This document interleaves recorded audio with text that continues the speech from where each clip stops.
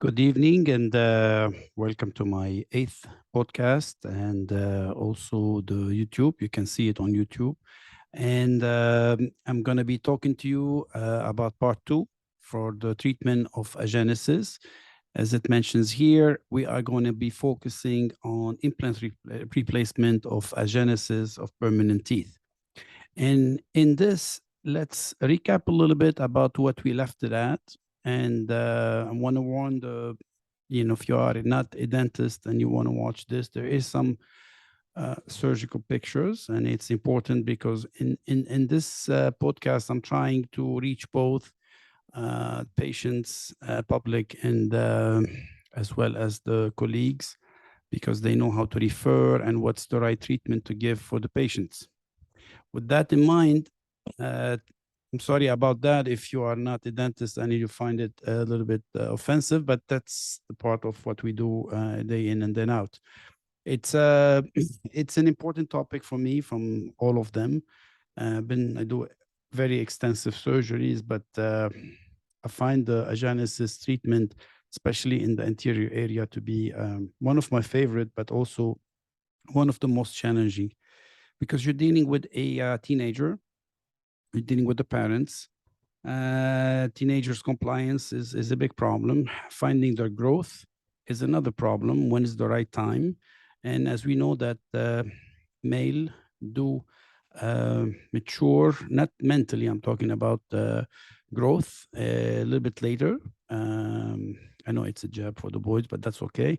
Regardless of that, they do grow on a different pattern, and they do grow later than female. And the female do grow also younger in the 16th, 17th, but also you have to assess the patient themselves. I mean, you can have some 17-year-old that they look like 14. So you have to see if this growth is continuous. We used to take the x-ray of the hand, and we look at the epiphysis by the thumb and the index. It's not very common nowadays, and it's very hard to get. So you get to talk to an orthodontist who's treating, and they can see the changes in the growth. But I have a story for you. The growth has another spike, which is after the 20s, up to the 30s, and throughout our life. So if you put a crown for a patient at their 20 or 18 on an implant, you have to warn them that this crown might start looking shorter than the others within 10, 15 years. And these are not forever, and they need to be changed. Having said that, let's go back and do a small recap of what we talked. And I'm just highlighted the most important points. When we talk about agenesis, usually you have one permanent that is the most commonly missing ones, and they mainly what I've seen in my experience, mainly the laterals, although the literature here that I'm quoting is different. And it is prevalent in 3 to 7.5% in permanent dentition, meaning not the baby teeth, and can be associated with some genetic syndromes, and you find it a lot with ectodermal dysplasia. So this is the recap. Now let's jump in and start discussing cases. I'm going to show you 3 cases for the limited time, and we'll see if we can do them all. I'm just keeping it as short as possible, within 15 to 20 minutes the most. So the treatment options are dental implant with bone grafting at the time of the placement, or preparing the site and then come back and place the implants. And we will see the difference where we do the judgment on those 2 different options or potentials. I really want the orthodontist to stop moving canine to replace the laterals, or any permanent tooth for the matter. This is really the most horrific thing that is happening. And this was pre-implant, not anymore with implant. Implant is the best replacement. I had a young patient that came to me, and they were telling her to move the molars to replace her molar baby tooth, meaning change her malocclusion, and the risk of high rate of resorption.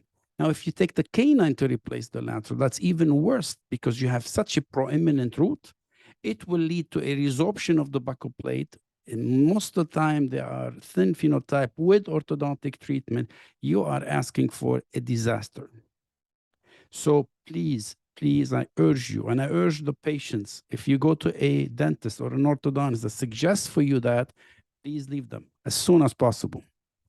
So I'm sorry about the colleagues that are going to be offended, but that's the reality. And I am very passionate and very adamant about this point. So let's take this young lady. She is missing the lateral. Like I said, it's mainly the laterals and what you're going to see in most of the cases, except the third one. I'm going to show a multiple teeth. So you will see here, it is missing one, not the two of them. That's another thing that can happen. They don't have to be bilateral. And that makes it even more challenging because imagine if this young lady had a very high smile line and you have to match the right to the left. So here, when we look at it, and you can see that the other challenge in those things, and it's very common, you have to be careful about the roots directions after orthodontic treatment. And you can see here we have a deficiency in the ridge, but if we go back to the image here, if you remember, we talked about the interocclusal space. Where is the bone here? Because that's where the crown is going to come out. Should it be higher? How can we match this to this? And these are the challenges because natural teeth and implants are totally different. With an implant, you have a crown, but also there is the prosthetic platform that sits on the implant.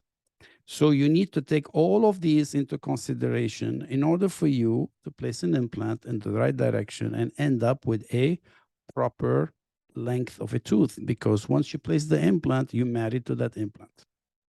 So this is a deficiency buccolingually, meaning from the outside to the inside. When we look at the radiograph, this is, you can see the challenge in here. You had the root is tilted, not bodily moved. Secondly, the canine, the apex curves all the way up into the side. So that limits the side here, although we have a big width here. So when we look at the 3D image, the CBCT, as we call it, you can see here we have the width, but we have still a big concavity. And this is where I like this image from all of them, because here you can see I want to place my implant as centered here so that whole buckle is gone or missing. So that is another view with an implant. So that's why I always say in my, what I call them my Sha'arism, set your goal and work your way back. Our goal is always prosthetic. So you need to put the tooth and merge the crown, the implant to the crown. And here we can do the 3D printing. That's what I do when I have ridges that they need to be augmented. And you can see the amount of defect that you have and we're dealing with. Now I made a guide, a 3D printed guide. This is at the this case base basically 4 years ago. And you can see I was still retesting the guided, and I was just doing the pilot just in case I want to move from it or I recorrect myself, especially when you are placing a 3.3 millimeter. It's only one drill. So now we go to the site, we open it. This is the flap that I do. Again, no vertical incisions. I come slice the papilla, intrasulcular, here crestal more towards the buccal, slice the papilla sparing basically. And then you come from here and you stop at the line angle. Now, if you need to extend, you extend now at this level down. All of these, you can find them in my publication. You can see how we manage the flap. So we open the flap, we place the implant. Implant is placed guided, or drilled guided. That's not a placement guided, but you can see here we have a good lingual, but we have a deficiency on the buccal. It's exactly how I showed it. It's a beautiful defect because this is a well-contained defect. So the growth of it and as a ridge buildup, it is very guaranteed. So now we have it opened and implant is placed. After you clean it, you can see the dehiscence. Now, because I have printed the jaw beforehand and I know the defect, how it is, now I have templated it. All I have to do is just put the membrane, layer the bone, the allograft, cancellous and cortical, not mixed, and achieve primary closure by stretching the flap. And from there, you wait for the healing. At the 7 months, you open it, look at the beautiful bone that was built. That's why you don't need autogenous bone. For the people who still believe in autogenous bone, you are wasting the patient or putting the patient in so much in a surgery that is not needed. And please do not use any more xenograft. We are in the 21st century. So now we go and then we do the temporization at the time of the second stage on recovery. And we reposition the tissue to maximize our keratinized tissue. And now we let it mature. And this is at 6 weeks maturity. And you can see now how the tissue is well carved. And this is the final in place. I worked this case with a lovely young dentist, and I walked her through every step. I even took the impression with her present to show her how to do it and do the whole thing about capturing that soft tissue that we have built. And we worked with a great, I connected her with a great lab technician here. It is Giacomo, and he did such a beautiful work. Look at this incisal edges that he created for her. Now, moving along to the case, I'm going to call her Caroline. And you can see here we have a defect recession. We have a lack of keratinized tissue. We have no space interocclusally. And when we look at the x-rays, we notice that the central here had lost bone on the papilla. Look at the difference here. You have bone. Here there is no bone.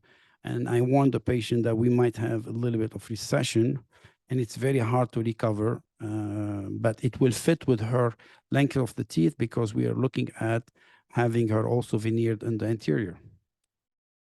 So this is the look, the way it is. And now we look at the CBCT. Now you can see we cannot place an implant and graft at the same time. We need to build the site and then come back and place the implant. Obviously, there is a concavity. The thickness is very small. It doesn't allow us. And here you have to keep in mind, we are not only building on the buccal, but we are building also on the palatal.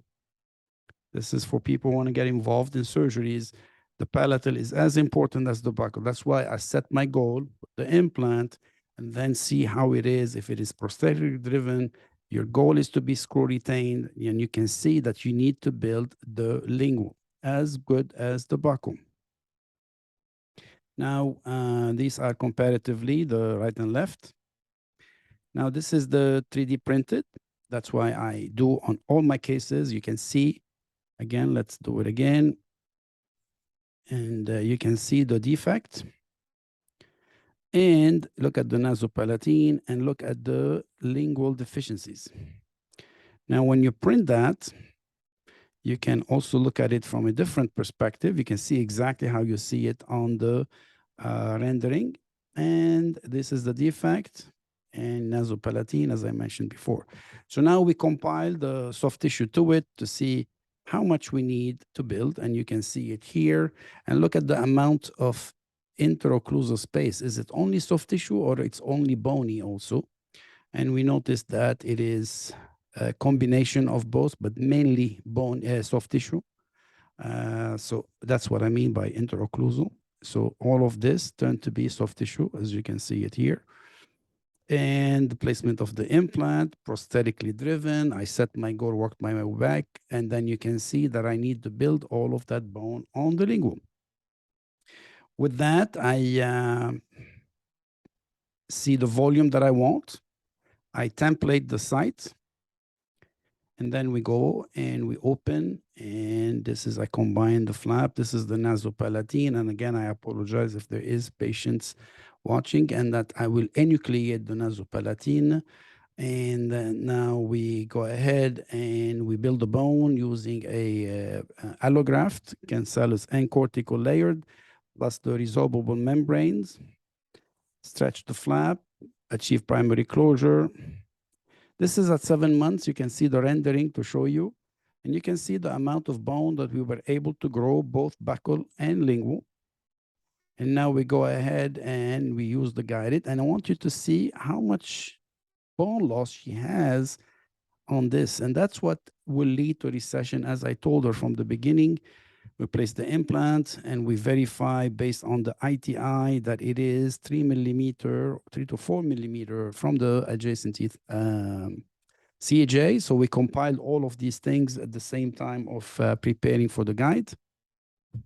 Now we close it, and then we go back for the second stage. And the second stage is done with the U-shaped flap. You can see that in my upcoming book in January. You can talk about how I make my flaps for the soft tissue management around implant.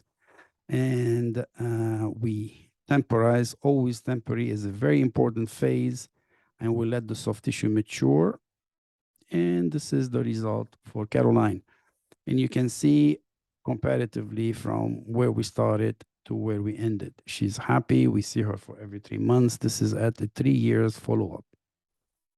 So the last case, and we end with this probably almost on 20 minutes, multiple hypodontia. And then it's very rare. It's a very, very old case. It's prior to digital, and you can see the difference in it. That's why I like to end with it. And here we plan the implants.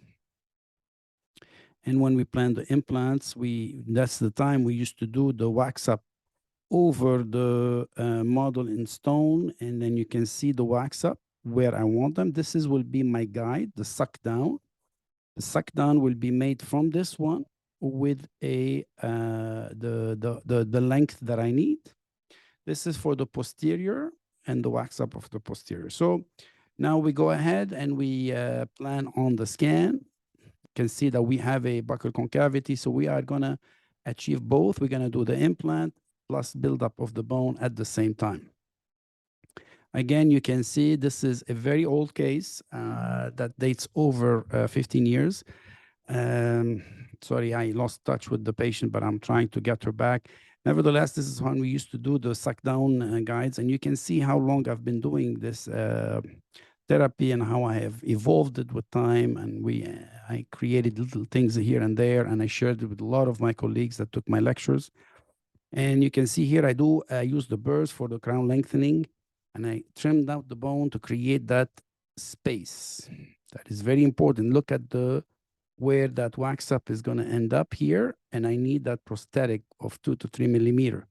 And I do the same on both sides. Now let's go back. Sorry, this is too fast.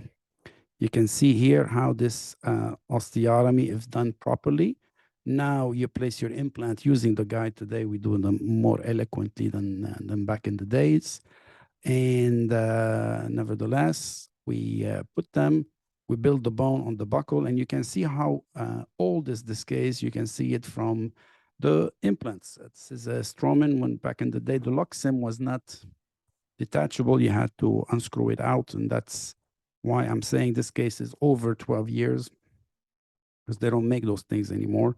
And that is the grafting on the buccal. And these are 3.3, not BLT, BL. That's when the BL came about. And build the bone, let them heal, did the posterior immediately. Actually, we immediately loaded the posterior, believe it or not.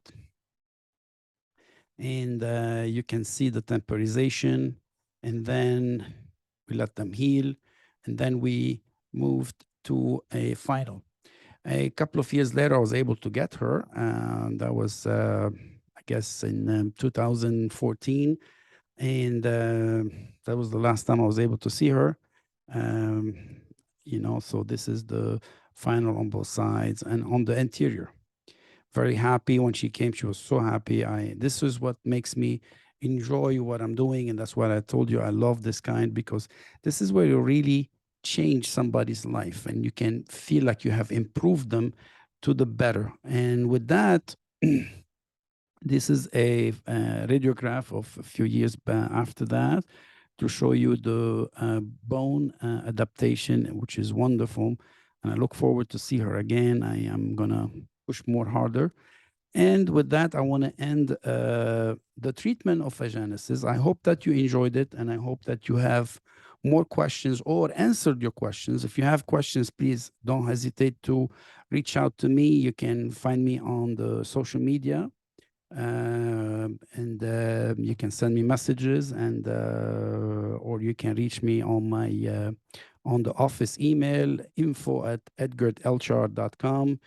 And I want to thank you for listening. And I cannot end it with a better, beautiful view. This is in 2021. I took this picture from my homeland. It's the Mediterranean. You cannot have a much better view.